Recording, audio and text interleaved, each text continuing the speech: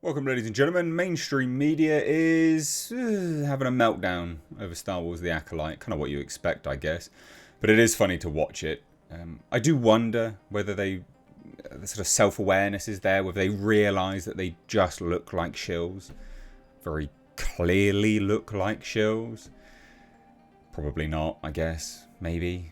Anyway, shall we take a look? Yes, let's take a look. So hit subscribe if you're new here, folks. Please do turn those bell notifications on.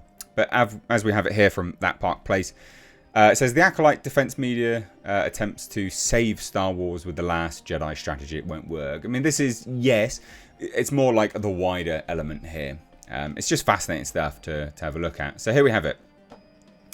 Paul Tassie's latest Forbes article is an absolute disaster, which it is. You know, we have it here.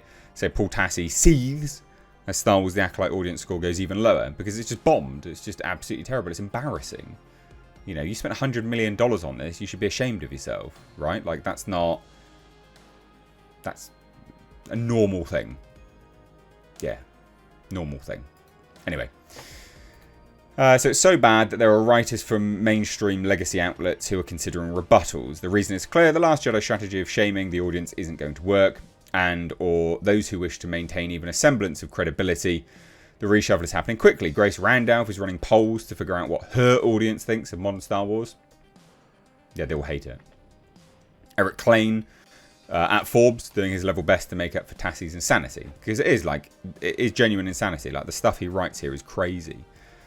It's absolutely madness. Tassie claims viewers are review bombing the show, writing, viewers have now mobilised a fleet of TIE bombers to obliterate user scores of The Acolyte wherever possible, namely on Rotten Tomatoes and IMDb. Or it could just be genuinely it's terrible. Not only does he claim it's review bombing, but he rejects any notion that audiences and viewers think the show is objectively terrible.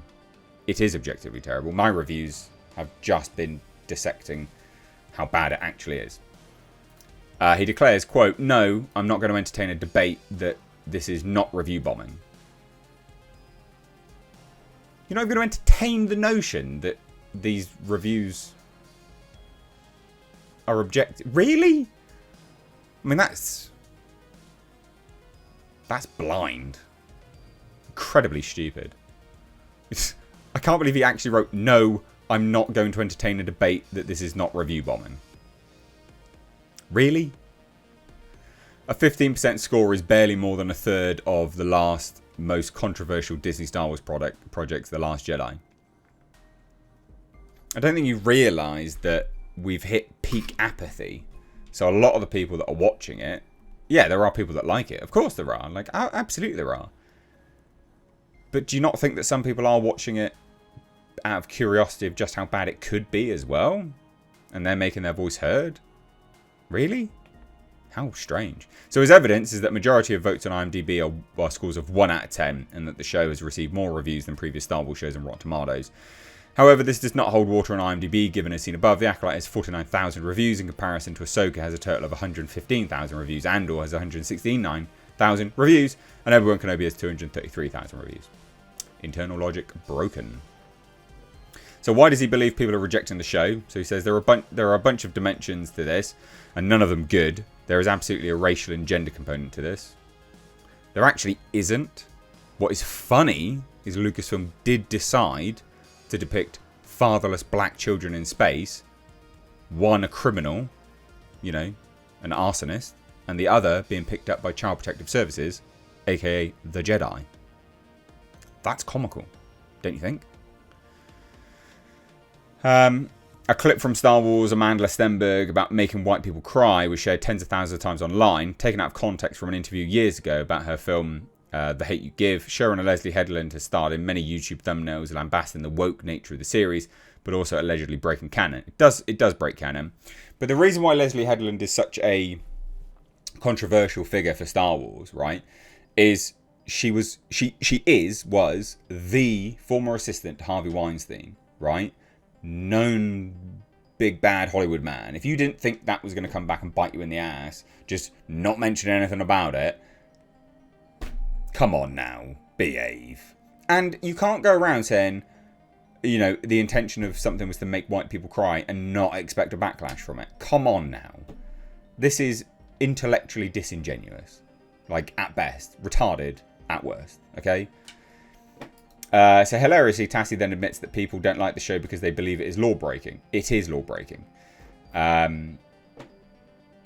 It says, but the worst Star Wars project by an order of magnitude in the history of the series, and just so happens to be the one mostly starring black women. This whole situation is a parody of the modern toxic fan base of the series, and you want to disguise it as being upset about canon, then it shows a distinct lack of understand of both the material of the show and the wider universe. Sorry, what? Anyway.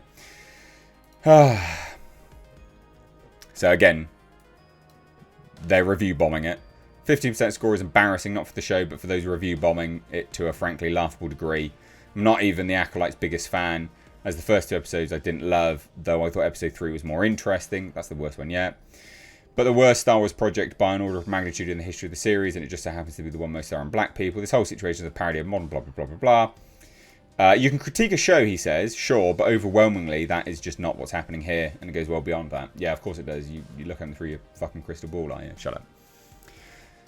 It says, the article, this is a great article on that place. It's hard to blame Tassie, though. He's just playing the old rules that rewarded journalists for sliming the fans of a franchise for institutional benefit. It's a ruse that comes from a time when the institutions controlled the messaging to such a degree that they could ostracize anyone who disagreed with the corporate narrative. You can't do that now. People like me speak up.